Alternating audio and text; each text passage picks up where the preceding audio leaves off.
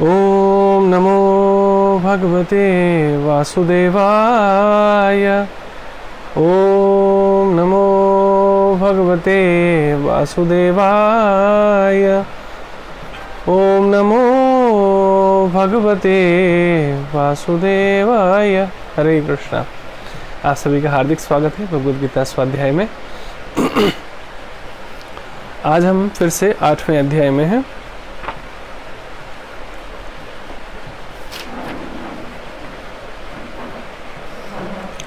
आठवें अध्याय का 15वां श्लोक 8.15। सो आपके पास भी भगवद गीता हो तो आप भी साथ में रख सकते हैं। सामने भगवद गीता में इसलिए कहता हूँ क्योंकि साथ साथ में पढ़ते हैं तो समझ अच्छे से आएगी और मुश्किल नहीं लगेगा ज़्यादा ना।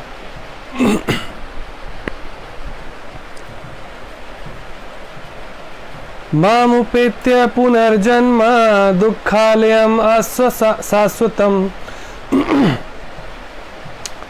नाप्नुवन्ति महात्मानः संसिद्धिं परमां गता। तो जो हम कई सत्संग में सुन चुके हैं, दुःखालयम् अशाश्वतम्, ये संसार दुखों का घर है। ये भगवान स्वयं कहते हैं। मामुपेत्य चैप्टर 8 वर्स 15, 8वें अध्याय का 15वां श्लोक। सो असल में क्या है कि जब समस्या के जड़ का पता चल जाता है, जब असली कारण का पता चल जाता है तो समाधान करना आसान हो जाता है। नहीं तो हम भटकते रहते हैं, कहाँ जाएं, कैसे इलाज कराएं, क्या सही होगा, क्या गलत होगा। तो जीवन की जितनी भी परेशानियां हैं उसका निचोड़ इस संदेश में है और इसको हम समझने का प्रयास करते हैं। मामुपेत्य पुनर्जन्म दुःखालयम् अशाश्वतम् नाप्नुवन्ति महात्मानः संसिद्धिं परमां गता।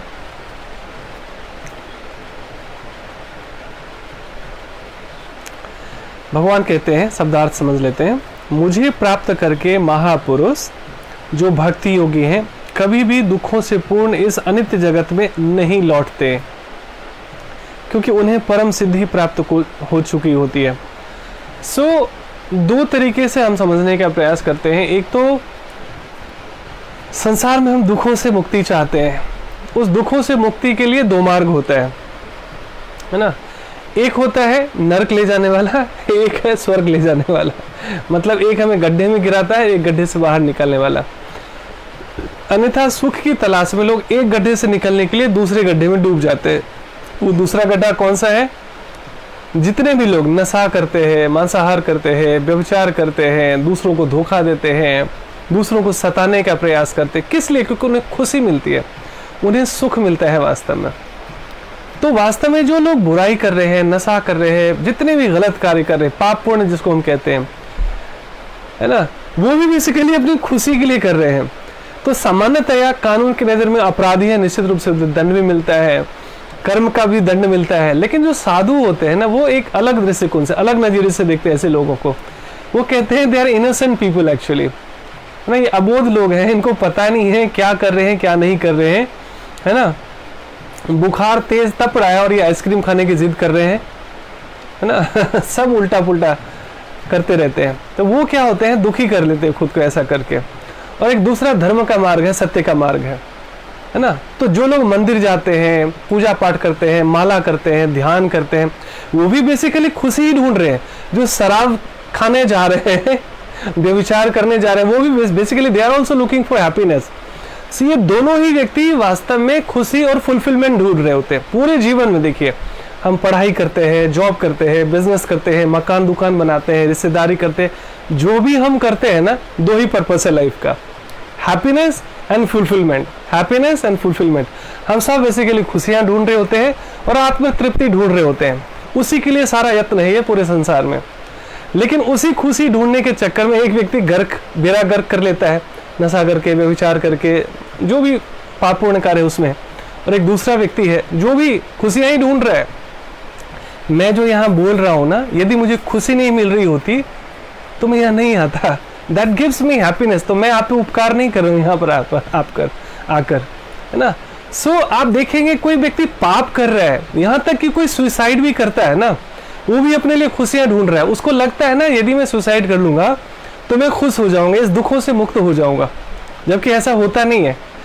सुसाइड ऐसा ही है जैसे आपको किसी भी व्यक्ति को जेल की सजा मिली और वो समय से पहले कैसे न कैसे करके जेल से भाग जाता है।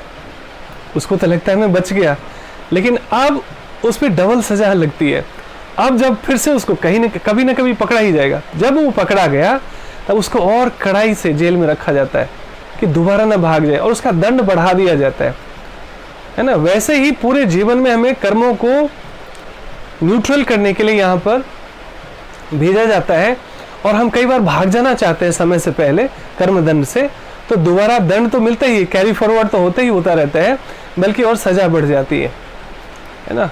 तो इसलिए हमें ऐसे पापों, इसलिए जो व्यक्ति धार्मिक नहीं है ना, वो कितना पढ़ा लिखा हो जाए, कितना ज्ञानी हो जाए, लेकिन वो कोई भी मूर्खता कर सकता है। बड़े से बड़े व्यापारी, बड़े से बड़े पढ़े लिखे विद्वान लोग, बड़े बड़े भले लोग, समाज सेवी, पता नहीं क्या क्या, सक्सेसफुल पीपल, सफल लोग अपने जीवन में, और कई बार वो गलत रास्ता अपना लेते हैं। कारण क्या है? धर्म ज्ञान से दूरी। तो केवल धर्म ज्ञान ही हमें सुरक्षित रख सकता है वास्तव में। और ये सबसे अरुचिकर लगता है, ये अच्छा नहीं लगता, ये टेस्टफुल थोड़ी लगता है। ये सच ए बोरिंग टॉपिक। ये गीता पढ़ो, सत्संग सुनो, भजन करो, नाम जप करो, सच ए बोरिंग थिंग, सबसे बोरिंग काम है ये। लेकिन जैसे योग बोरिंग लगता है, लेकिन जब मन कन्विंस हो जाए नहीं इससे मैं सुरक्षित रहूंगा, तो वो बोरिंग चीज में भी टेस्ट लगाना पड़ता है। हमेशा मन की नहीं सुनना है। साधु कहते हैं जो हमेशा मन की सुनता है वो मंकी होता है। बच्चे तपड़े हो बुखार से, वो आइसक्रीम खाने की जिद करे तो हम वो जिद पूरा नहीं करते। बच्चा बहुत अबोध है, किचन में आपसे चाकू और ब्लेड मांग रहा है, कितना भी सिर पटके, कितना भी रोए, नखरा करे, आप देंगे क्या? क्यों नहीं देंगे? क्योंकि आप एज ए गार्जियन उसकी सुरक्षा को लेकर भी फिक्र है, और वो किसी और को भी तकलीफ न पहुंचाए इसकी भी फिक्र है। वैसे हमारा मन है, मन बच्चे की तरह कुछ भी करेगा, कुछ भी सोचेगा, कुछ भी बोलेगा, कुछ भी करने की जिद करेगा, लेकिन वो डायलॉग पता किसका था? वो बुलाती है पर जाने का नहीं। सो ये जो बदमाश मन है ना, ये आपको गलत जगह डिस्ट्रैक्ट करता है पर जाने का नहीं। लेकिन ये कौन तय करेगा? कौन समझाएगा इस मन को? कौन कंट्रोल करेगा?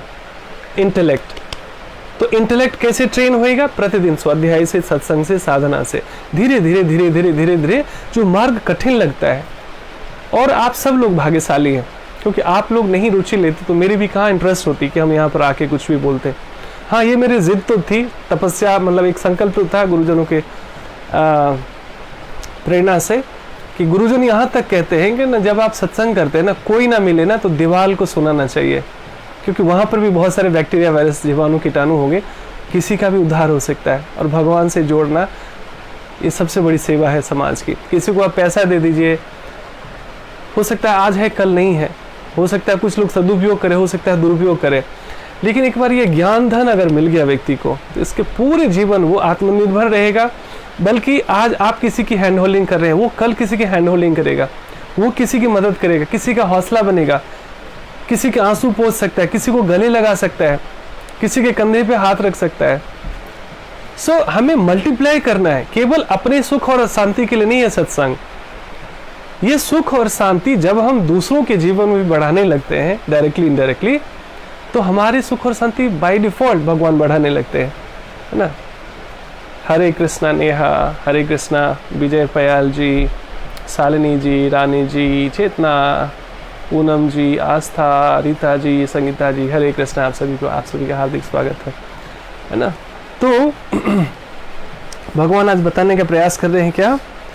मुझे प्राप्त करके महापुरुष जो भक्ति योगी हैं कभी भी दुखों से पूर्ण इस अनित्य जगत में नहीं लौटते। एक एक शब्द बहुत कीमती है। महापुरुष, महापुरुष मतलब जो इस सत्य को जान लिया कि ये संसार दुखों का घर है, यहाँ पे सुख ढूंढना ठीक वैसा ही है जैसे कपड़े की दुकान पे कोई मिठाई खरीदने की जिद करे, नहीं भैया मुझे 5 किलो मिठाई दे दो, कहता है भैया आप देख नहीं रहे हो ये कपड़े की दुकान है, this is not a sweet shop.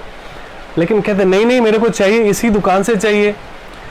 तो ये ठीक वैसा ही है कि कोई जेल में है और चाहता है कि मुझे घर जैसा सुख क्यों नहीं मिल रहा। तो ये संसार को साधु कहते हैं जेल है। तो इसको हम कोई माने या ना माने, कहेंगे अरे इतना तो एंजॉयमेंट है, इतना सारा खाने पीने की चीज है, इतना सब कुछ है, आप क्यों इसको कह रहे हैं दुखालय महसूस होता है? अरे हम नहीं कह रहे, भगवान कह रहे हैं। नानक जैसे अवतारी कहते हैं दुखिया सब संसार, बुद्ध कहते हैं दुख है, दुख का कारण है, दुख का निदान है, और ऐसे मार्ग है जिससे दुखों से मुक्ति मिल सकती है।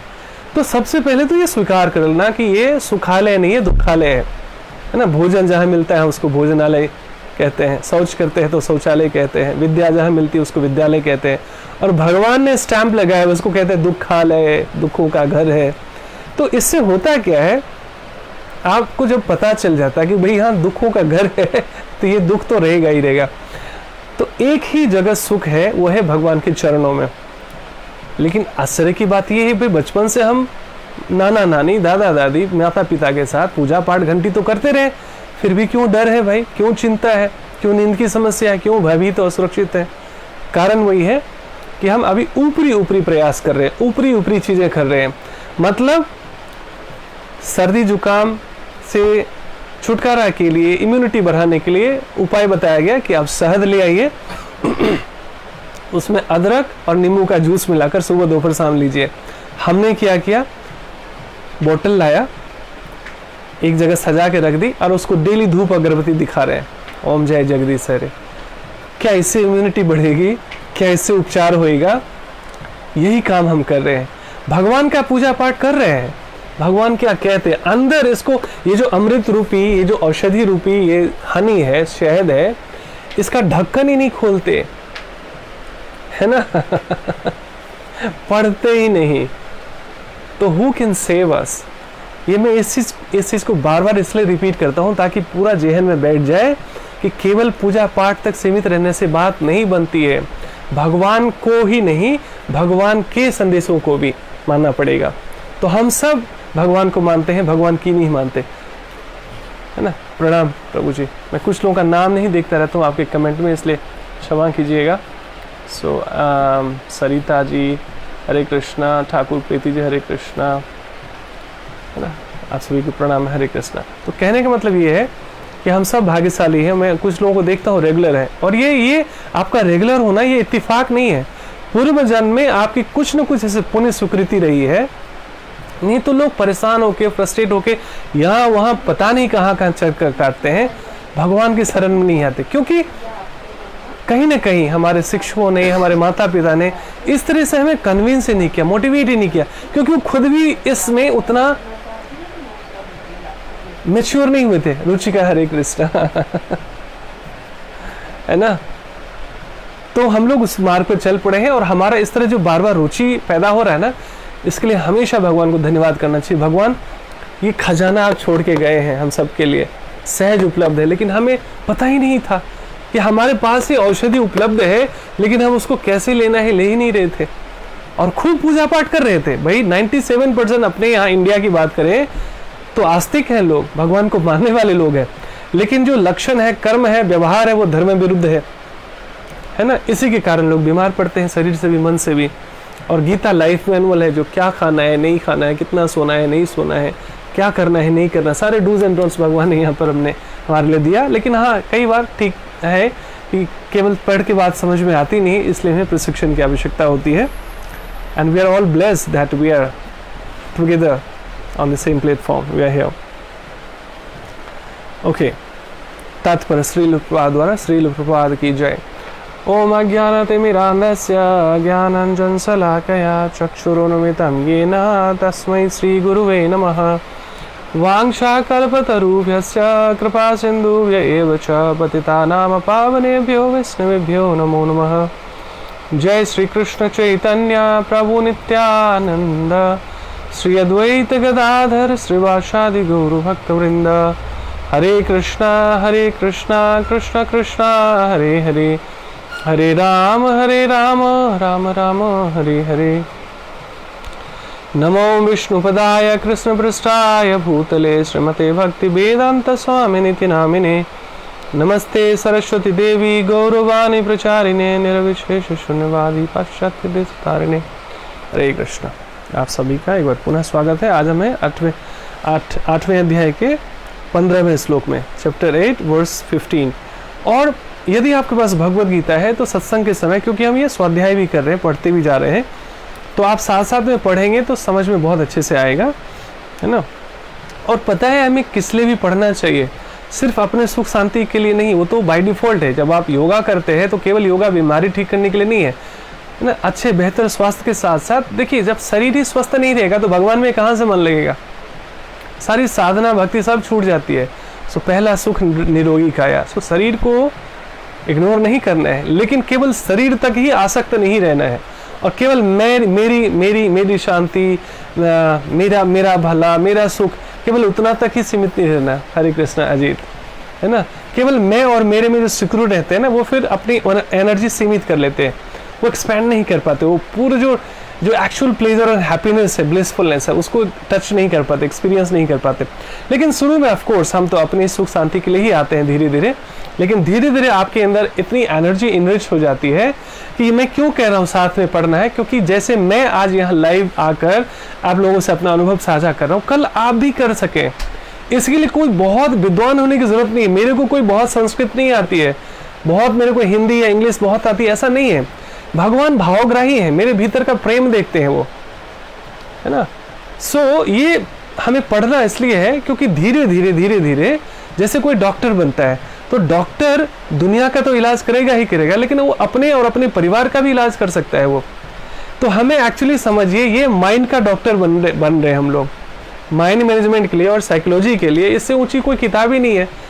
मैं चूंकि कई सालों से काउंसलिंग करता हूँ तो मेरे कई सारे साइकेट्रिस्ट मित्र भी हैं, तो मैंने कहा देखो अभी तक तो मैं स्पिरिचुअल काउंसलिंग कर रहा हूँ, लेकिन मैं चाहता हूँ कि माइंड की टेक्निक्स और साइकोलॉजी को समझने के लिए मुझे ना और रिसर्च करना चाहिए, तो मुझे कोर्स या कोई बुक्स रिकमेंड कीजिए। He is a senior psychiatrist in Dwarka. हंसने लगे, मुस्कुराने लगे, बोले इतना पीएचडी और बड़ी बड़ी किताबें मेडिकल साइंस और साइकेट्रिस्टी की पढ़ कर ना मैं अध्यात्म की तरफ आया हूँ, धर्म की तरफ आया हूँ। आप क्यों उल्टी दिशा में बहना चाहते हो? इससे बढ़िया कोई अमृत है क्या संसार में? So Bhagavad Gita is ultimate psychology. Bhagavad Gita is ultimate remedy for all the issues in the life, चाहे पर्सनल इश्यूज हो, फैमिली इशू हो, सोशल इश्यूज हो, नेशनल इश्यूज हो या ग्लोबल इश्यूज हो। तो मैं बहुत कन्विंस हो गया इस बात से कि सच बात है मुझे कहीं जाने की जरूरत नहीं है।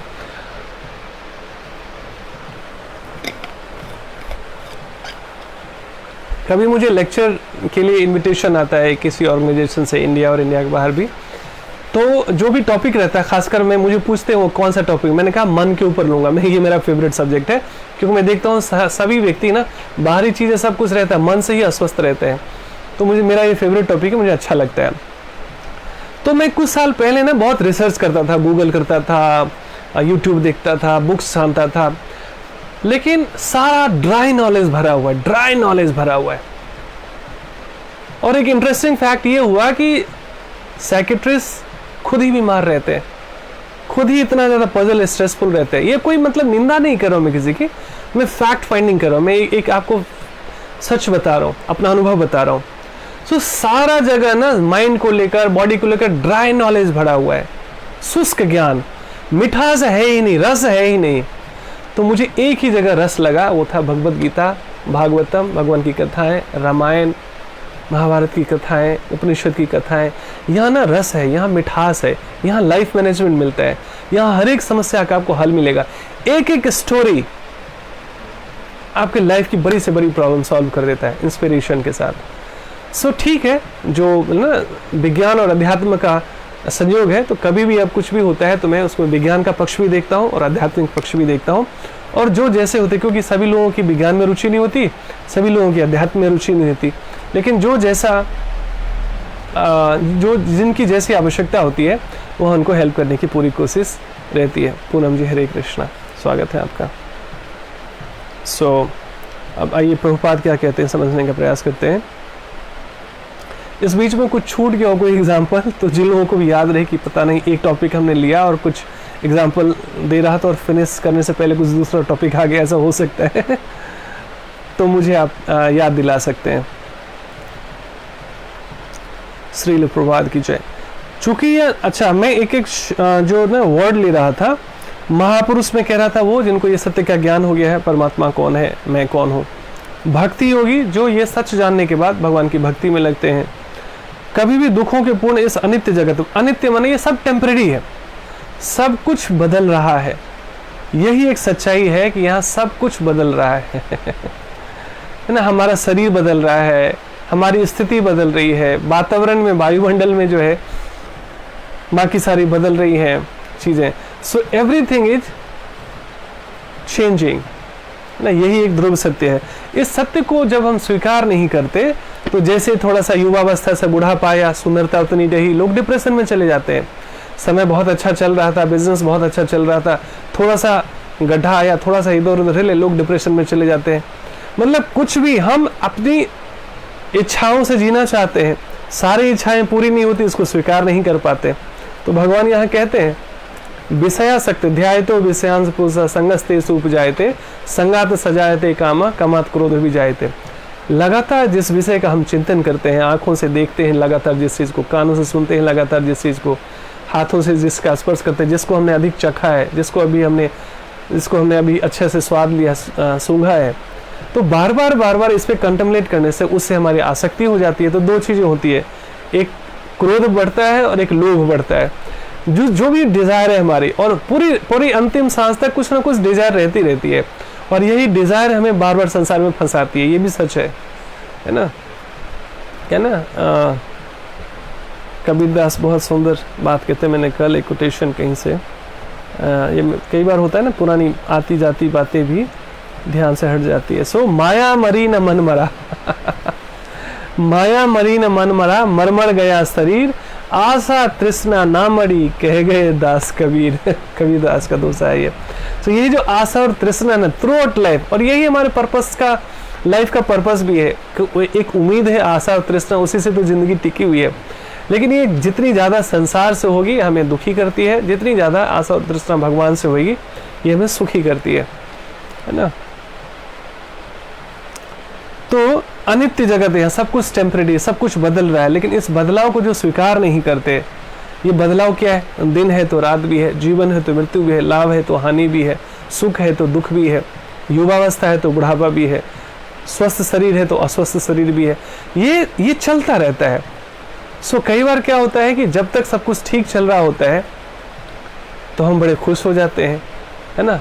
तो इससे हमारा और लोभ बढ़ता है। ऐसा थोड़ी है कि एक बार खुश हो गए, कुछ मिल गया तो और की कामना, पूरे जीवन, एक घर है 2 घर चाहिए, एक फैक्ट्री है 2 फैक्ट्री चाहिए, एक गाड़ी है 2 गाड़ी चाहिए, है ना। और लोगों को छूट मिले, और आजकल तो छूट है ही, एक पत्नी नहीं तो 2 पत्नी चाहिए, है ना।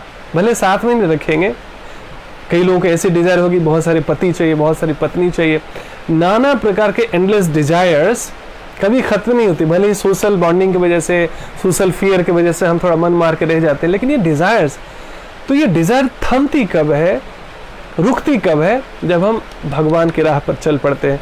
अन्यथा नाना प्रकार के वाहियात विचारों से हमारा मन हमेशा दूषित रहता है, और इसको योग में कहा गया आधि और व्याधि। यहाँ सब कुछ चलता रहता है 24 घंटे, डिजायर, कामनाएं, सब अपने मन का होना चाहिए। सब पति पत्नी में लड़ाइयाँ क्यों होती है, सब एक दूसरे को बदल देना चाहते, खुद कोई बदलना नहीं चाहता। पति चाहते हैं कि हमारी पत्नी मेरी इच्छा से चले, पत्नी चाहती है मेरे हिसाब से मेरे पति चले, और दोनों दूसरों की इच्छा से नहीं जहाँ चलते वहीं पर टकराहट होती है। आज इतने जो केसेस हो रहे हैं सब क्या है, हम सब अपनी इच्छाएं थोप देना चाहते हैं, खुद बदलना नहीं चाहते हैं, है ना। तो हम सब इतने स्वार्थी होते हैं, हम सब अपनी एक्चुअली हैप्पीनेस और प्लेजर के लिए जी रहे होते हैं, और दूसरों को बदल देना चाहते हैं, खुद बदलना चाहते नहीं है। हमें तो लगता है हम तो परफेक्ट है, बदलने की आवश्यकता तो सामने वाले व्यक्ति को है ना। मैं तो सर्वगुण संपन्न हूँ, सारी कमियां तो सामने वाले व्यक्ति में है ना।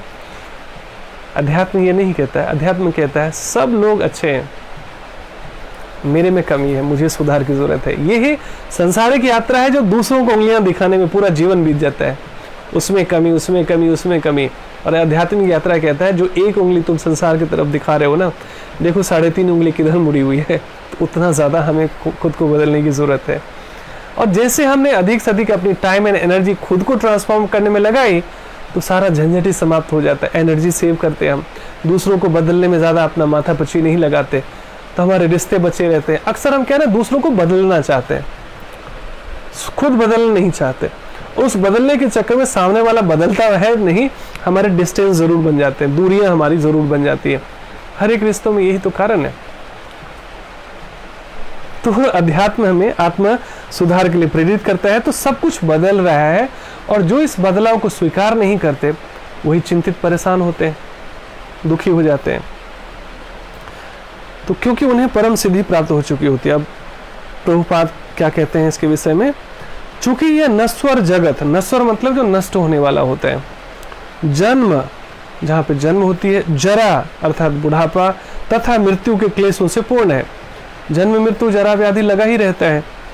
अतः जो परम सिद्धि प्राप्त करता है और परमलोक कृष्ण या गोलोक वृंदावन को प्राप्त होता है, वह वहां से कभी वापस नहीं आना चाहता। ये इसको मुक्ति का मार्ग कहा गया है, कि वास्तव में ये जो संसार है, हमारा मकान, दुकान, व्यापार, जॉब, बिजनेस है, ये हमारा शरीर है, ये सब किराए का मकान है, ऐसा कहा गया है।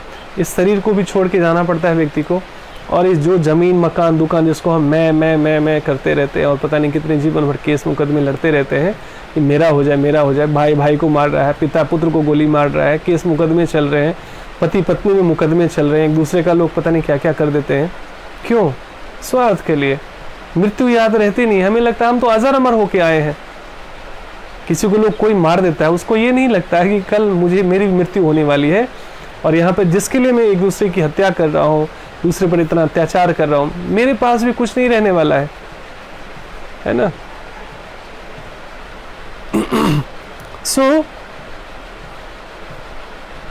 तो एक धाम है जहाँ दुख नहीं है, पीड़ा नहीं है, और वहां से लोग फिर इस मृत्यु के संसार में आते नहीं है वास्तव में। इस परम लोक को वेदों में अव्यक्त, अक्षर तथा परमागति कहा गया है। दूसरे शब्दों में यह लोक हमारी भौतिक दृष्टि से परे है और अवर्णनीय है, मतलब उसका वर्णन भी नहीं किया जा सकता, ऐसा एक आध्यात्मिक लोक है। किंतु यह चरम लक्ष्य है, अल्टीमेट गोल है हम लोगों का, जो महात्माओं का गंतव्य है। जितने भी महात्मा हैं, जो भक्ति मार्गी हैं, जो भगवान के मार्ग पर चलने वाले लोग हैं, उनका अल्टीमेट गोल है। महात्मा अनुभव सिद्ध भक्तों से दिव्य संदेश प्राप्त करते हैं, और इस प्रकार वे धीरे धीरे कृष्ण भावनामृत में भक्ति विकसित करते हैं, और दिव्य सेवा में इतने लीन हो जाते हैं कि वे न तो किसी भौतिक लोक में जाना चाहते हैं, यहाँ तक कि वे किसी आध्यात्मिक लोक में जाना चाहते हैं। वे केवल कृष्ण तथा कृष्ण का सामीप्य चाहते हैं। सेफ है ना यहाँ पर सब कुछ अन्य कुछ नहीं। यही जीवन की सबसे बड़ी सिद्धि है। सो वास्तव में यही हम सबका अल्टीमेट गोल होना चाहिए। I want Krishna, that's it. और जिसको भगवान मिल गया उसको सब कुछ मिल जाता है, और पूरा संसार भी किसी को मिल जाए ना और भगवान नहीं हुए ना जीवन में तो वो अधूरा ही रहता है, वास्तव में दुखी रहता है। इस श्लोक में भगवान कृष्ण के सगुणवादी भक्तों का विशेष रूप से उल्लेख हुआ है। ये भक्त कृष्ण भावनामृत में जीवन की परम सिद्धि प्राप्त करते हैं। दूसरे शब्दों में वे सर्वोच्च आत्माएं हैं, है ना। ये वास्तव में हम लोग ऐसे नहीं हैं, लेकिन ऐसा बनना चाहिए। भगवान ये प्रेरित करने के लिए हम सबको एक लैंडमार्क देते हैं कि देखो, दुखों से अस्थायी सुख प्राप्त करने के लिए, दुखों से मुक्ति के लिए भी एक मार्ग है, एक धाम है, और वो अल्टीमेट है भगवान का सामीप्य प्राप्त करना, भगवान की निकटता प्राप्त करना, भगवान को प्राप्त करना। तो कई बार होता है कि भाई ये सब तो बड़ी बड़ी बातें हैं, स्वर्ग नरक किसने देखा है। तो प्रभुपाद से किसी ने बहुत सुंदर प्रश्न किया था, जो पुराने हमारे साधक उनको पता होगा ये स्टोरी, कि भाई आप लोग ना हरे राम हरे कृष्ण जपते रहते हो, भगवान का नाम जपते हो, सेवा करते हो, है ना, इतना मंदिर बनवाते हो, इतना गीता इत्यादि पढ़ते हो, आपको एक दिन पता चले कि भगवान तो होते नहीं है, कुछ नहीं होता।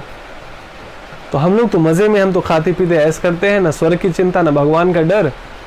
तो आप लोग जो ये भजते रहते हो, एक दिन जरा सोचिए, आपको पता चले कि ये भगवान कुछ भी नहीं होती, ये स्वर्ग नरक कुछ नहीं होता, ये मुक्ति उक्ति और ये भगवत लोग कुछ होता ही नहीं है।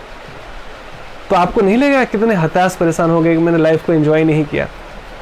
मुस्कुराते हुए उन्होंने जवाब दिया कि देखो, तुम्हारी बातें मानकर थोड़ी देर के लिए मान लेते हैं कि स्वर्ग नरक कुछ नहीं होता, पाप पुण्य कुछ नहीं होता, है ना, और भगवान भी नहीं होते। हमारा ये जीवन भी कितना दिव्य है, जरा सोचो।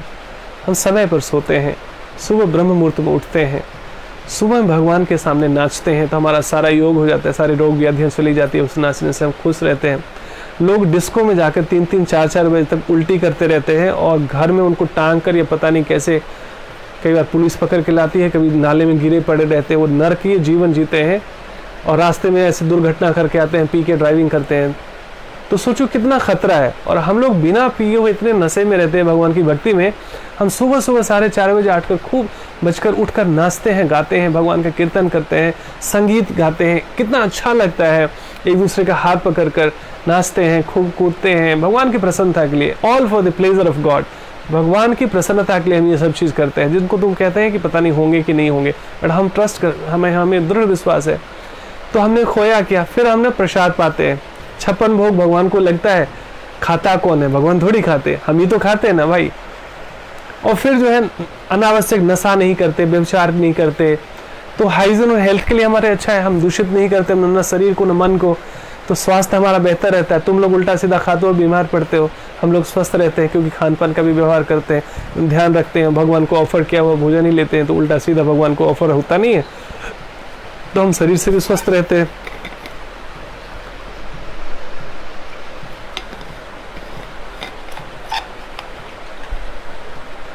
तो ये तो हमारा फिजिकल हेल्थ बहुत अच्छा रहा।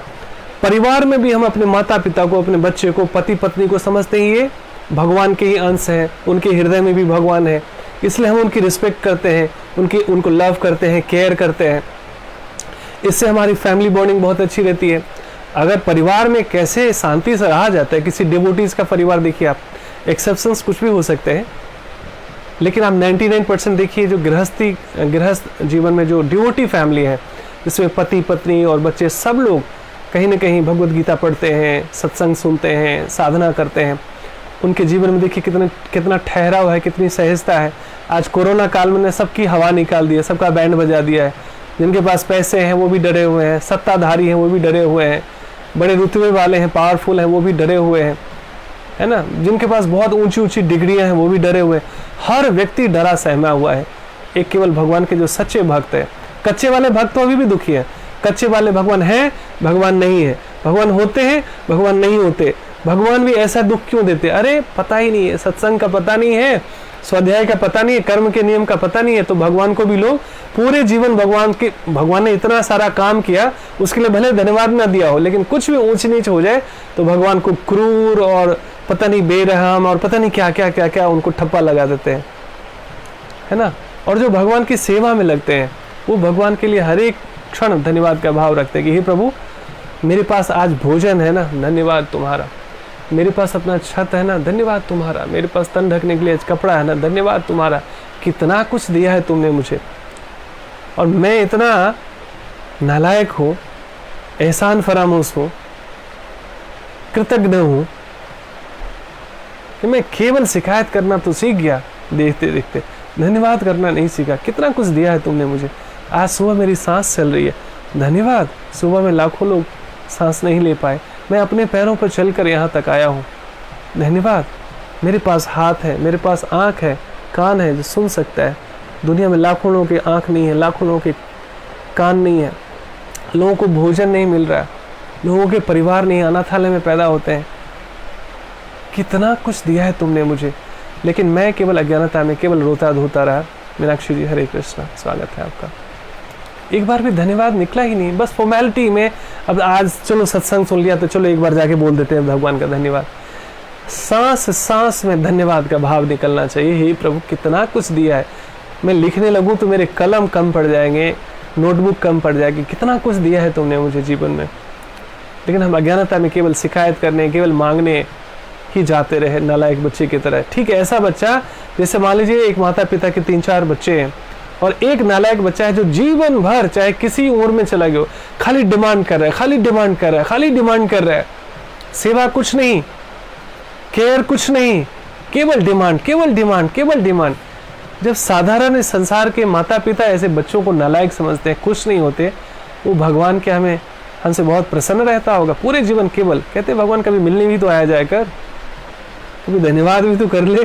केवल शिकायत करने और मांगने ही केवल आता है। और इतना दिन से जीवन में सब कुछ हुआ, उसके लिए तू अपनी पीठ थपथपाता है, मैंने ऐसा किया, मैंने ये किया, मैंने वो किया।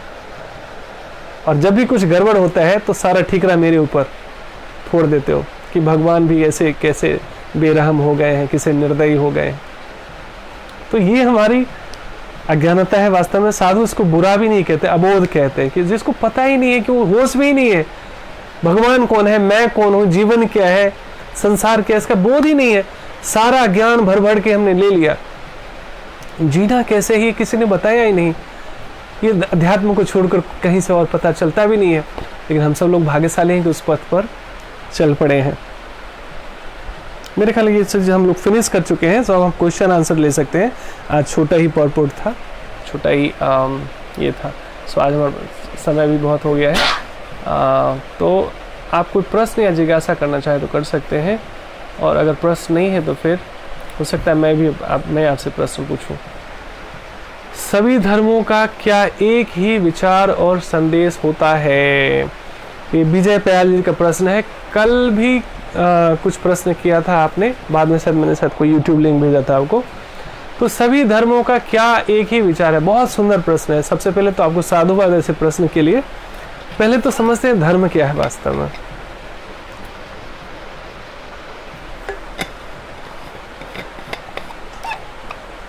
आपने देखा होगा जो लोग अच्छी तरीके से प्रशिक्षित नहीं है, वो धर्म के नाम पे आपने देखा होगा सबसे बड़ी लड़ाइयाँ हुई है। किसी ने कहा है कि इतने शराब खाने में, मदरालय में इतने खून खराबे नहीं हुए जितना कि मंदिर मस्जिद पे हुआ है, जितना कि धर्म के नाम पे हुआ है। तो खासकर जो नई पीढ़ी है, युवा पीढ़ी, उससे बहुत भ्रमित रहती है कि भाई किसको सही माने, किसको गलत माने, क्या यही धर्म है? नहीं, धर्म तो होना चाहिए सर्वधर्म समभाव, सबको गले लगाओ, सब एक जैसे हैं। तो है क्या? धर्म की समझ नहीं होने की वजह से हम धर्म को दोष देते हैं या कंफ्यूज हो जाते हैं, जिज्ञासा करते नहीं, तो हम बिविल्डर्ड रहते हैं। धर्म का अर्थ होता है प्रकृति, गुण धर्म। जैसे अग्नि का धर्म है प्रकाश और उष्मा। अग्नि में अगर कोई बच्चा भी, अबोध बच्चा भी उंगली डाल दे तो अग्नि ये नहीं सोचेगी कि अरे रे बच्चा है इसको छोड़ देते। उसका धर्म और स्वभाव है, उसकी प्रकृति है जलाना, हीट एंड लाइट उसका स्वभाव है। उसी तरह जो है वायु का अपना है स्वभाव है, जल का अपना स्वभाव, जल की अपनी प्रकृति है ना, तरलता और शीतलता। ये सूर्य का अपना है, वो उसमें तपिश भी है और उसमें प्रकाश भी है। तो ये सूर्य का गुण धर्म है।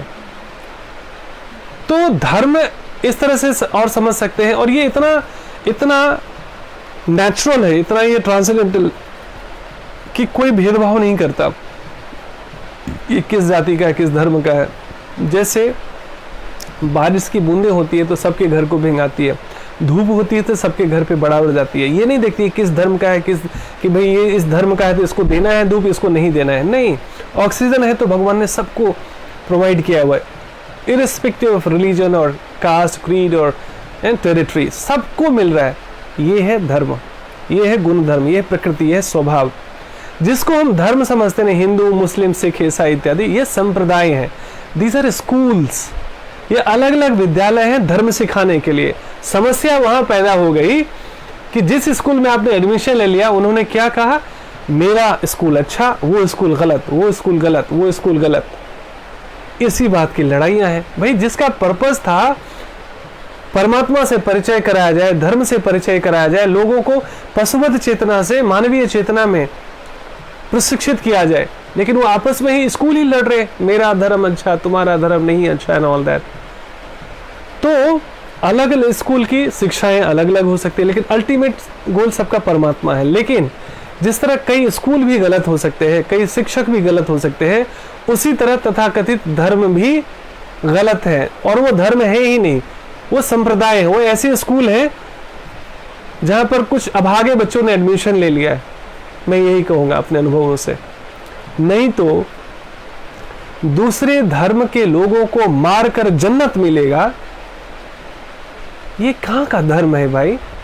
और ये कोई किताब, कोई पुस्तक, कोई गुरु और टीचर सिखाता हो तो खुद ही अधार्मिक है। तो उसमें दो बातें होती है कि लिखी कुछ गई है, बदल दी गई बाद में कुछ और, पर्पस कुछ और है, उसको मैनिपुलेट कर दिया है किसी और भाषा में, है ना। कि मैं कहूं कि बस एक हिंदू ही सच्चे धार्मिक होते हैं, पूरे संसार में केवल हिंदू ही इंसान है, बाकी सब इंसान नहीं है ना। ये सनातन धर्म की विशेषता है। हम कहते हैं सर्वधर्म संभाव, और भगवान कहते हैं ममई वांसा जीव लोका। भगवत गीता में कहीं भी नहीं लिखा हुआ है कि धर्म और ये में कोई भेदभाव करने की या किसी भी तरह की डिस्क्रिमिनेशन की। मानवता के हित की बात करता है, और इसीलिए भगवत गीता दुनिया में सबसे ज़्यादा स्वीकार किए जाने वाला पुस्तक है। इसे मुस्लिम भी पढ़ते हैं, इसे क्रिश्चियन भी पढ़ते हैं, हिंदू नहीं पढ़ते, ये बात अलग है।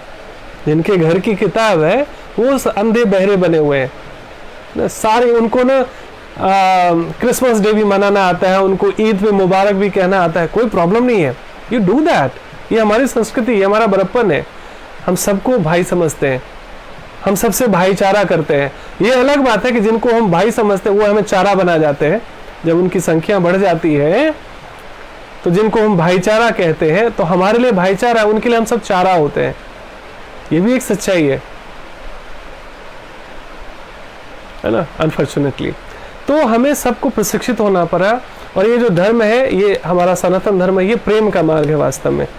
ये सर्वधर्म संभाव में विश्वास रखता है, ये वसुधैव कुटुंबकम में विश्वास रखता है। ये नहीं कहता कि कोई दूसरे व्यक्ति तो उसकी हत्या कर दो तो तुम्हें स्वर्ग मिलेगा ना, किसी की भी हत्या करो पाप है वो। हाँ, कोई अपराधी है उसको दंड देना धर्म है। अधिकार खोकर बैठना ये भी महादुष्कर्म है, न्यायार्थ अपने बंधुओं को दंड देना धर्म है ना। तो अधिकार मतलब क्या कि भाई मैं किसी को परेशान नहीं करूंगा, लेकिन किसी का इतना साहस भी ना हो कि वो हमें परेशान करे, ये भी नहीं चलेगा। धर्म कायरता नहीं सिखाती है। सहिष्णुता किनके लिए? जो भले लोग हैं। लेकिन कोई अत्याचार करे, कोई अन्याय करे और उसको बार बार सहना, ये भी अधर्म है, ये इसका प्रतिकार करना चाहिए। सो जब हम धर्म में प्रशिक्षित होते हैं तो अधर्म से दूर ही नहीं रहते, बल्कि अधर्म के प्रति प्रतिकार भी करते हैं। अब किसी धर्म में है कि गाय का मांस खा के भगवान को चढ़ाया जाएगा, उसका प्रसाद चढ़ाया जाएगा, ये धर्म है। ये काहे का धर्म है भाई? ये कौन सा धर्म है? गुरुजन कहते हैं हमारे सनातन धर्म में कि जिस तरह तुम्हें जीने का अधिकार है, उस तरह गाय को भी जीने का अधिकार है, उस तरह बकरे को भी जीने का अधिकार है, उस तरह मुर्गी को भी जीने का अधिकार है, और मछली को भी जीने का अधिकार है। उसे अगर काट कर तुम खाते हो और जीवन भर नाना प्रकार के जीव को काट कर तुम खाते रहे हो, और जब तुम्हारे जीवन में दुख होता है कहते हैं हे भगवान, मैंने किसी का क्या बिगाड़ा था, मेरे जीवन में इतना दुख क्यों? अरे जरा पीछे मुड़ के देखो क्या क्या बिगाड़ा है तुमने, कितने हत्याएं करी है तुम्हारी वजह से, कितने सारे जीव मरे हैं और तुमने उसे पेट को शमशान घाट बना लिया। फिर कहते हो मैंने भगवान क्या बिगाड़ा ही क्या था। अब क्या है कि अब डरना नहीं है जो हो गया सो हो गया। भगवान से क्षमा मांगना कि प्रभु मुझे पता ही नहीं था। कि हम कहते हैं कि कोई पशु अगर मरा हुआ हो, है ना, कोई व्यक्ति मान लीजिए जैसे लोग शमशान घाट में जला के आते हैं, लोग नहाते हैं आकर, क्यों? क्योंकि मृत शरीर था, तो वो विज्ञान अपना मानता है सैनिटाइज करने के लिए, और हमारा धर्म कहता था कि भाई वो अशुद्ध एक शरीर था जो मृत प्राय था, क्योंकि जब आत्मा निकल गई तो फिर डेड बॉडी कहते हैं उसको।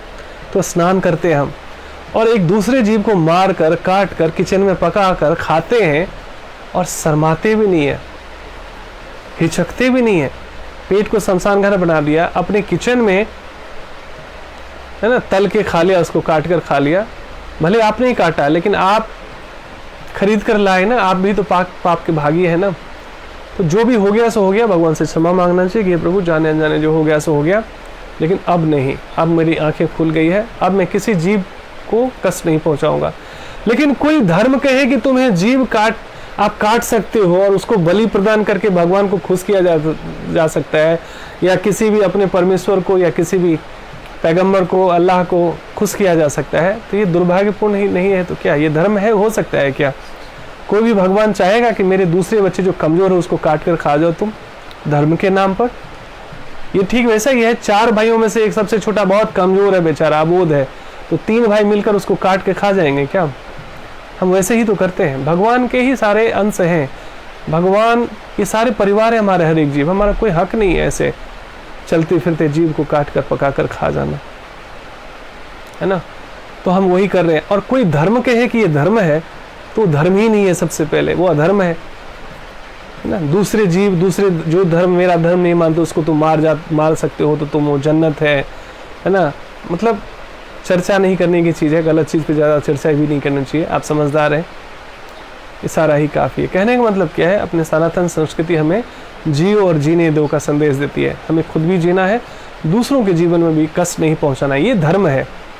तो ये जो हम हिंदू मुस्लिम सिख ईसाई जो आपस में लड़ते रहते हैं, ये संप्रदाय है, ये स्कूल्स हैं, और इस सब का पर्पस है कि हमें धर्म में प्रशिक्षित किया जाए, हमें विद्या से, धर्म विद्या से प्रशिक्षित किया जाए, और हमें पशुवत चेतना से मानवीय चेतना में विकसित किया जाए, प्रशिक्षित किया जाए, है ना।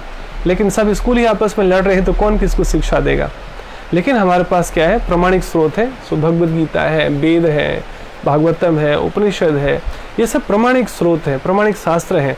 तो कई बार खुद पढ़ के बात समझ में आती नहीं, लेकिन हम श्रवण करने से, शुद्ध भक्तों से सुनते हैं, जिज्ञासा करते हैं, ध्यान करते हैं, है ना। धर्म का पालन क्या है कि हम पाप नहीं करेंगे। मनसा वाचा बुरे कर्म से बचना ही धर्म है, मनसा वाचा अच्छे कर्मों में लगना ही धर्म है। मानव धर्म क्या है कि मनसा वाचा कर्म ना, मन वचन कर्म से मैं अच्छाइयों में लगूंगा, बुराइयों से दूर रहूंगा, ये धर्म है।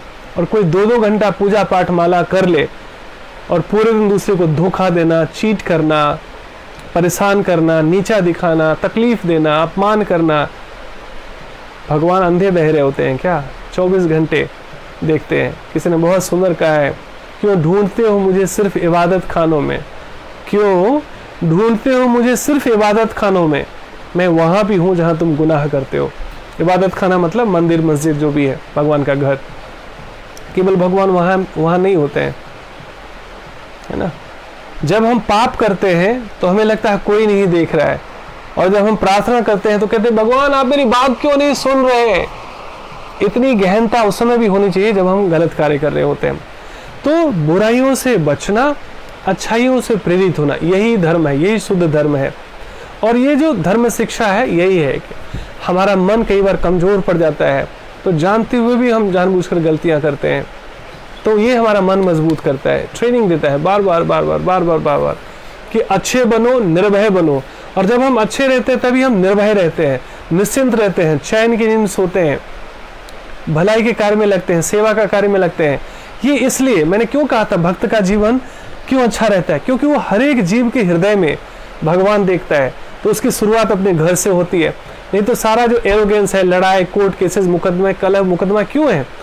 हमें लगता है मैं तो ठीक हूँ, सामने वाला गलत है। अरे जिस भगवान ने हमें बनाया उसी भगवान ने सामने वाले व्यक्ति को भी बनाया। तो कुड़ते नहीं हो, हाय मुझे ही करना पड़ता है। हस्बैंड को लगता है अरे मैं गधे की तरह काम कर रहा हूँ, घर में मेरी कोई रिस्पेक्ट ही नहीं है, मेरी कोई सुनता ही नहीं है। वाइफ को लगता है अरे मैं कोई काम वाली बाई हो गई हूँ क्या, केयर टेकर हो गई हूँ क्या, सारा काम मुझे ही करना पड़ता है। बस सब लोग मेरी बैंड बजाते रहते हैं, बच्चे भी, हस्बैंड भी, ये भी, वो भी। क्या है ये भी कोई जिंदगी है? भक्त खिलखिलाकर हंसते हैं कि जिसका जो गुण है, जिसका जो सामर्थ्य है, पूर्णता से हम अपनी अपनी जिम्मेदारी ले लें। भगवान नोटिस कर रहे हैं ना। और ये सामने वाला व्यक्ति विचारों में अंतर भले हो, लेकिन भगवान ने हम सबको असेंबल किया परिवार के रूप में, तो कुछ तो हमारा लेन देन है ना। सबके हृदय में भगवान है, उस भगवान को प्रसन्न करना ही हमारा धर्म है। तो हम किसी को पराया समझते नहीं, गैर समझते नहीं। तो इसलिए हमारी फैमिली बॉन्डिंग अच्छी रहती है, सोशल बॉन्डिंग भी हमारी अच्छी रहती है, क्योंकि हम हर तरीके से किसी को तकलीफ तो देते नहीं, हर व्यक्ति को हर तरीके से हेल्प करने की चेष्टा करते हैं अपने सामर्थ्य के अनुसार। तो इसलिए ऐसे लोगों को कौन पसंद नहीं करेगा। इसलिए हमारी सोशल बॉन्डिंग बहुत अच्छी रहती है। हम केवल मैं और मेरी फैमिली तक ही सिकुड़ के नहीं रहते, है ना। नहीं तो साधु को गाली सुनने की क्या आवश्यकता थी। बुद्ध को जब निर्वाण प्राप्त हो गया तो लोगों का अपमान सहने के लिए घूम घूम कर भगवान धर्म का प्रचार करने की क्या आवश्यकता थी। स्वामी विवेकानंद है, प्रभुपाद है, इतने जीवन भर ये लोग इंसल्ट झेलते रहे, गाली झेलते रहे, अपमान झेलते रहे, दुख झेलते रहे, अपने परिवार से भी और बाहर के लोगों से भी। फिर भी ये झुके नहीं, रुके नहीं, अंतिम सांस तक भगवान का धर्म का प्रचार करते रहे, क्योंकि उनको पता था दुनिया अबोध है ना। ये ठीक वैसे ही है जैसे मैंने वाइल्ड लाइफ का एग्जाम्पल दिया था आप लोगों को पहले भी। अभी तो मैं टीवी नहीं देखता, लेकिन कभी कभी वीडियोस सर्कुलेट होता रहता है ना, तो उसमें दिखाते हैं जो वाइल्ड लाइफ जो लोग होते हैं, है ना। तो वो कई बार सिरन का हींग फंस जाता है, कोई शेर का कुछ पैर फंस जाता है, कोई पंख बाज का ऐसे धागे में लिपट जाते हैं, आप लोगों ने देखा होगा। तो उसको बचाने वाली टीम होती है, तो उनके पास सेफ्टी, हथियार, सब कुछ होता है। लेकिन जिसको वो बचाने जाती है वो उल्टा उसको मारने की चेष्टा करती है। एक तो डरी हुई होती है और आत्मरक्षा में कि ये शायद उसको लगता है एक तो मैं ऑलरेडी फंसा हुआ हूँ, और इतने ज़्यादा छटपट करते हैं कि कई बार अपना नुकसान कर लेते हैं, सींग टूट जाता है, किसी का पैर टूट जाता है, जबकि वो उनका इंटेंशन क्या है, बचाना है, उसको सुरक्षित स्थान में पहुंचाना है ना। लेकिन कई बार जो बचाने जा रहे हैं उसी को हिट कर देते हैं। साधु ऐसे ही हैं, केयर टेकर्स, सेवर्स। आप करने जाओगे धर्म का प्रचार, आप करने जाओगे लोगों की भलाइयां, बदले में क्या मिलेगी? इंसल्ट, गालियां, अपमान। तो केवल अच्छे रहोगे ना तो टूट जाओगे, रुक जाओगे। कितने साल हो गए, मीनाक्षी जी यहाँ पर हैं, पहले हम लोग वीक में एक दिन बुधवार के यहाँ मीनाक्षी जी का बहुत बड़ा एक बेसमेंट है, वहाँ पे हम लोग सत्संग करते थे। तो मुझे तो कुछ ऐसा सुनने को नहीं मिलता था, लेकिन चूंकि आस पड़ोस के लोग उनको कई सारी चीज़ें सुना के जाते थे, मतलब ऐसे होते हैं ना, पहले तो बड़े अच्छे होते हैं, बाद में ऐसे होते हैं, वृंदावन में ऐसी ट्रेनिंग दी जाती है, पता नहीं बहुत सारी बातें उन्होंने बताई नहीं, लेकिन निश्चित रूप से कोई अच्छी बातें नहीं हो रही थी। मतलब स्वयं भी ऐसे लोग आते नहीं सत्संग में, उल्टा आपको दूषित करके चले जाते हैं, आपको जहर देकर चले जाते हैं, आपको मतलब नेगेटिव करके चले जाते हैं। मैं इसलिए बता रहा हूं क्योंकि आपके साथ भी होने वाला है। लेकिन हम लोग धर्म योद्धा हैं, फौजी गोलियों से डरेगा तो फौजी बनेगा क्या? उसी तरह जो भक्ति योगी होते हैं, जो धर्म योगी होते हैं, जो धर्म योद्धा होते हैं, वो गालियों से डरेंगे तो वो योद्धा बनेंगे क्या? हम भगवान के टीम में शामिल हुए हैं भाई, तो हमें मान अपमान इन सब से ऊपर उठना पड़ेगा। आप जब भी अच्छाई के मार्ग पे जाओगे, लोग दुश्मन बन जाएंगे आपके, अपने ही लोग आपके दुश्मन बन जाएंगे, पीछे पड़ जाएंगे, आपको खींचने का प्रयास करेंगे, टांग खींचने का प्रयास करेंगे, लेकिन रुकने का नहीं, झुकने का नहीं। और ये बल तब मिलता है जब आप सही से ट्रेनिंग ले रहे होते हैं, रेगुलर ट्रेनिंग ले रहे होते हैं, तो हमें पता होता है कि मैं सत्य के मार्ग पे हूँ, मैं गलत नहीं कर रहा हूँ। नहीं तो बूढ़ी से बूढ़ा व्यक्ति भी आपको ये उपदेश देके जाएगा, अरे ये तुम्हारी उम्र है माला पकड़ने की, ये उम्र है गीता पढ़ने की, ये उम्र है सत्संग सुनने की। और जरा उनसे बोलो कि अच्छा ठीक है, मैं छोड़ देता हूँ, आज से आप सत्संग सुन लो, आप माला कर लो, आप थोड़ा सा गीता पढ़ लो, हाथ जोड़ लेंगे आपके, अरे नहीं मेरे बस की बात नहीं है। मतलब खुद तो डूबे सनम, तुमको भी ले डूबेंगे। खुद करते नहीं कुछ अच्छा, और आपने थोड़ा चलना क्या शुरू किया, आपको भी परेशान कर देंगे। लेकिन ऐसा होने ही वाला है। नहीं तो गुरुजनों को, वो नित्य सिद्ध थे, वास्तव में अवतारी पुरुष थे, क्या जरूरत थी लोगों से अपमान सहने की, गालियां सुनने की। लेकिन वो देह भाव से ऊपर थे, उनको लगता था गालियां अपमान किसको मिल रहा है, शरीर को मिल रहा है, मैं केवल देह थोड़ी, वो तो नश्वर है, मिट्टी का शरीर मिट्टी में मिल जाएगा, किसका अपमान? आत्मा तो इन सबसे ऊपर है ना, आत्मा को कोई छू सकता है क्या, उसका कोई अपमान कर सकता है क्या? हरे कृष्णा पुष्पा जी, हार्दिक स्वागत है आपका। इसी स्तर पर हमें प्रगति करना है। हम अभी शरीर के स्तर पर है तो मान अपमान, छोटी छोटी बातों में कुड़ जाते, दिल पे लग जाता है, टूट जाते, अरे भैया इतने कच्चे क्यों हो आप? तो ये जो ज्ञान है ना, एक शील्ड, सुरक्षा कवच, जो पहले देखते हैं ना फौजी लोग जब भाला और तीर से लड़ते थे तो उनके सामने एक ढाल होती थी, तो ये ज्ञान की ढाल है, भगवत गीता का स्वाध्याय, सत्संग, साधना, ये ढाल है। दुनिया आपके ऊपर तीर पे तीर चलाएगी, लेकिन आप मुस्कुराते रहेंगे, आपको कोई असर नहीं पड़ेगा। अभी तो छोटा सा तीर लगा नहीं कि बस हम घायल कर लेते हैं खुद को, अरे मुझे 10 साल पहले उन्होंने ऐसी बात कही, मुझे आज भी चुभता है, अरे बाबा गलती आप में है। दुनिया तो ऐसे तीर चलाएगी, आपको बचना भी है और बचाना भी है। तो इसीलिए जैसे वो वाइल्ड केयर टेकर्स होते हैं, वाइल्ड लाइफ जो केयर टेकर्स होते हैं, सो वो जिसको बचाने जाते हैं वही उन पे हमला करने की कोशिश करता है ना। लेकिन जब वो छूट जाते हैं, जब बच जाते हैं, तब उनको ज़रूर लगता होगा कि अरे ये व्यक्ति मुझे मारने नहीं आया था, बचाने आया था। उसी तरीके से अभी आप किसी को कहोगे सत्संग में आ जाओ, योग में आ जाओ, ध्यान में आ जाओ, उनको लगेगा अरे अच्छा, दुनिया इतनी स्वार्थी है, ज़रूर इसका कुछ ना कुछ लालच होगा, नहीं तो मेरे पीछे क्यों पड़े हुए हैं। जबकि आप तो भोले इंसान होते हैं, आपको लगता है अरे मुझे जो हाई टेस्ट मिला, जो मुझे आनंद मिला, इनको भी मिले, इनके जीवन से भी दुख मिले। लेकिन वो सड़ जाएंगे, पक जाएंगे, थक जाएंगे, मर जाएंगे, धर्म की राह नहीं लेंगे। बहुत कठिन है, मैंने देखा। और भगवान कहते हैं प्रयास करो, फल की चिंता मत करो। कोई नहीं आएगा इसके लिए प्रयास नहीं छोड़ना चाहिए, प्रयास तो करना है अंतिम सांस तक। जा क्या रहा हमारा, ज़्यादा से ज़्यादा कोई नहीं आएगा ना, मेरी बात नहीं मानेगा ना, तो क्या फ़र्क पड़ता है, क्या फ़र्क पड़ता है। भगवान ने तो नोटिस किया ना कि मैं प्रयास कर रहा हूँ। सो भूले भटके बच्चों को माँ के पास वापस लाना जैसे पुण्य का काम है, उस तरह संसार में जो दुखी परेशान भटके हुए, भटकना मतलब क्या, दुख मतलब क्या, भगवान से दूर होना, भगवान के ज्ञान से दूर होना। और ऐसे भूले भटके बच्चों को जब हम भगवान के पास लेकर आते हैं तो सबसे ज़्यादा प्रसन्न कौन होगा, भगवान। और वो बच्चा भी प्रसन्न होता है जिसे माँ मिल जाती है। तो 1 साल लगे, 2 साल लगे, 10 साल लगे, जिस दिन भी ये बात समझ में आ जाएगी कि अरे इस व्यक्ति का कोई अपना स्वार्थ नहीं था, ये मेरे पीछे जो इतना पीछे हाथ धो के पड़ा हुआ था कि गीता पढ़ लीजिए, गीता पढ़ लीजिए, गीता पढ़ लीजिए, सत्संग सुन लीजिए, मेरी भलाई के लिए कह रहा था, आज नहीं तो कल इंटेंशन आपका अगर प्योर है तो पता चलता है। उस सामने वाले व्यक्ति को पता चले न चले, वो बदले न बदले।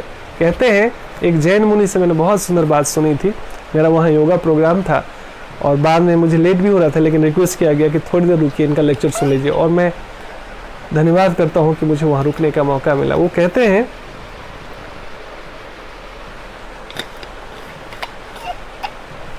तुम किसी के बारे में बुरा सोच रहे हो, अभी कुछ किया नहीं है, अभी अब तुमने कुछ बुरा किया नहीं, बुरा सोच रहे हो, उसका बुरा हो ना हो तुम्हारा बुरा होना शुरू हो जाता है।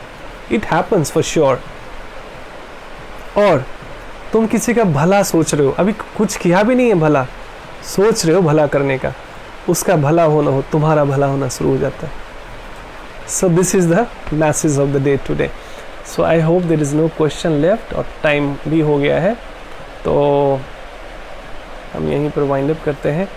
आज मुझे लग रहा था ना, मेरे बहुत एकदम बैक टू बैक काउंसलिंग थी, तो मुझे लग रहा था आज मैं नहीं ले पाऊँगा सत्संग लेकिन फिर भगवान की प्रेरणा हुई, मैं 10 मिनट में मेडिटेशन किया और मैं फिर आके बैठ गया।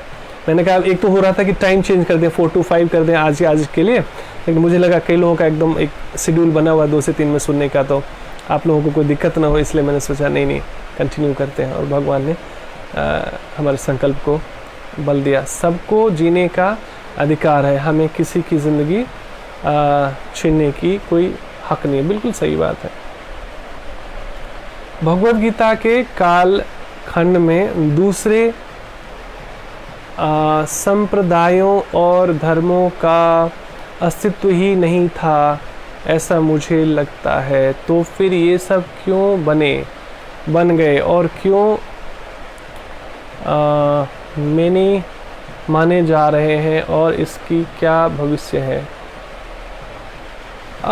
इस पे तो लंबा प्रश्न हो सकता है विजय प्याल जी। मोटे मोटे शब्दों में ये समझे कि जैसे हम लोग सब, जैसे मान लीजिए दादा दादी के यहाँ घर में थे, वहीं हमारे पिताजी माताजी सब कुछ था। जब परिवार थोड़ा सा बड़ा होने लगा तो कई बार लगा ना एक साथ रहना जैसे एडजस्ट नहीं होएगा, तो जिस तरह हम कोई शहर में मकान खरीद लेता है, बना लेता है, या कोई दूसरी जगह बना लेता है, तो घर मकान अलग अलग शहर में अलग अलग जगह हो जाए, लेकिन हमारा दिल तो जुड़ा ही रहता है ना, हम साथ में ही रहते हैं, तो इसलिए कोई फर्क नहीं पड़ता। जैसे देखिए, सनातन धर्म से निकले हुए सिख धर्म है ना, वो भी एक ब्रांच है सनातन धर्म का, जैन धर्म है वो भी ब्रांच है सनातन धर्म का, बौद्ध धर्म है वो भी एक ब्रांच है सनातन धर्म का। इसलिए हमारे विचार बहुत सारे मिलते जुलते हैं। तो जिनको अलग अलग मानते हैं या एक दूसरे से द्वेष करते हैं या अलग अलग करते हैं, ये अज्ञानता है, इसलिए हमें उसमें उलझना नहीं है। सबको तो बदल नहीं सकते आप। मेरी चेतना कैसी? मेरी चेतना यही कहती है कि संसार में सब प्रेम का भूखा है, हमें सबको प्रेम देना है, और हमारा सनातन धर्म प्रेम का मार्ग है। देखिए, धर्म परिवर्तन करने के लिए लोगों की हत्या की गई, जान से मार दिया गया, धमकाया गया, कई लोग जान बचाने के लिए धर्म परिवर्तन कर चुके, बट हमारा कोई इतिहास नहीं कि हमने डरा धमका के किसी को बदला हो। लेकिन आज पूरी दुनिया हिंदू और सनातन धर्म अपना रही है। क्यों? क्योंकि हमारा योग, हमारा जीवन शैली, हमारा आयुर्वेद है ना, ये सारी चीज़ें जीने की कला सिखाती है, इसलिए लोग प्रेम से खींचे चले आते हैं। आज देखिए ना, अंग्रेज, है ना, क्रिश्चियंस, मुस्लिम, पारसी, अलग अलग धर्म के दुनिया भर के लोग, है ना, धोती कुर्ता पहनकर, साड़ी पहनकर, है ना, भगवान का मंदिर बनाकर पूजा करते हैं। जो अलग अलग धर्मों के थे वो हिंदू संस्कृति अपना रहे हैं। क्यों? क्योंकि ये धर्म नहीं है, ये जीवन शैली है। ब्रह्म मुहूर्त में उठना, योग करना, ध्यान करना, दूसरों की सेवा करना, परोपकार करना, ये जीवन शैली है, ये कोई धर्म नहीं है। और यही असली धर्म है वास्तव में, ये कोई संप्रदाय नहीं है। तो हमारा जो धर्म है ये जीवन जीने की कला है, ये संस्कृति है। इसलिए हमें मारकाट नहीं करना पड़ता किसी को अपने यहाँ बुलाने के लिए, प्रेम से लोग खींचे चले आते हैं। लेकिन अगर हिंदू रहते हुए, सनातन धर्म में रहते हुए भी हमें इसका ज्ञान नहीं है, तो हम उनकी कॉपी कैट करते हैं। वो हमारे यहाँ की संस्कृति अपनाते हैं, यहाँ कितना सुकून है, कितनी शांति है, कितना प्रेम है, और हम उनकी अपसंस्कृति अपना रहे हैं। तो पिज्जा बर्गर शुरू कर दिया, हाफ पैंट पहना, कपड़े बदल लिए हमने, उनकी तरह नशा करने लगे, देर रात जगने लगे। तो सारा उनकी जो मतलब उनकी बीमारियां हम सीखते जा रहे हैं, और वो अपनी बीमारी छोड़कर, अपसंस्कृति छोड़कर हमारी धर्म संस्कृति अपना रहे हैं, है ना। जूलिया रोबर्ट एक्सेप्टेड हिंदुइज्म बहुत सारे ऐसे सेलिब्रिटी है। फोर्ड स्कॉट के मालिक, Julia is one of the celebrity of course, लेकिन फोर्ड स्कॉट का जो मालिक है वो खुद 16 माला का जप करता है डेली। उनका दीक्षित नाम है बकायदा। Not only he adopted Hinduism, बल्कि शुद्ध भक्त बन गए हैं। अभी वहाँ चंद्रोदय मंदिर बन रहा है मायापुर में, बंगाल में। मेरे ख्याल 500 करोड़ या 5000 करोड़ उन्होंने डोनेट किया है। उनको पता है, क्योंकि ये जो मंदिर है ये इंस्टीट्यूशन है, यहाँ पर प्रशिक्षण मिलता है पशुवत व्यक्ति को मानव चेतना में कैसे जिया जाए, है ना। जानवर जैसे इंसान को पशुवत चेतना में जीने वाले इंसान को मानव बनाने की फैक्ट्री है ये भक्ति योग आंदोलन। तो हमें भी इसमें जीना सीखना, पहले हम तो जीना सीखें, तभी तो दूसरों की हेल्प कर पाएंगे। तो हर एक पढ़े लिखे, ये केवल बाबा लोगों का काम नहीं है कि वो बड़ी बड़ी दाढ़ी बनानी होगी, कमंडल लेना पड़ेगा, है ना, जटाजूट बनाएंगे तब वो गीता का प्रचार करेंगे। ये अभी भी मिथ है। हर एक पढ़े लिखे व्यक्ति जो पढ़ सकता हो, और कोई बहाना नहीं है कि संस्कृत नहीं आती जी, ये नहीं, अरे हिंदी आती है ना, इंग्लिश आती है ना, पंजाबी आती है ना, हर एक भाषा में उपलब्ध है भगवान का संदेश। सुनो, सुनाओ, लाइफ बनाओ। खुद भी पढ़ना है, खुद भी सुनना है, दूसरों के जीवन में भी इसका प्रचार करना है। तो अपना जीवन भी धन्य रहता है, दूसरों का जीवन भी धन्य रहता है, और भगवान भी प्रसन्न होते हैं। क्योंकि केवल सुमिरन नहीं, केवल नाम जब पूजा पाठ घंटी नहीं, सेवा भी। और सबसे बड़ी सेवा क्या होगी? भगवान के धर्म का प्रचार करना, भगवान के ज्ञान का प्रचार करना। इससे क्या होगा? अधिक से अधिक लोग सुखी होंगे, शांति बढ़ेगी, प्रेम बढ़ेगा। तो जिस समाज में, जिस परिवार में हम रहते हैं, हमें भी तो उसका आनंद मिलेगा ना। लेकिन पहले अपना जीवन ट्रांसफॉर्म करना है, धीरे धीरे सबका भी जीवन ट्रांसफॉर्म करना है। हरे कृष्णा। बाकी जो प्रश्न उत्तर है कल हम लोग और लेंगे, भगवान की इच्छा रही तो फिर से हम मिलेंगे 2 से 3। आप सभी का बहुत बहुत धन्यवाद। हरे कृष्णा।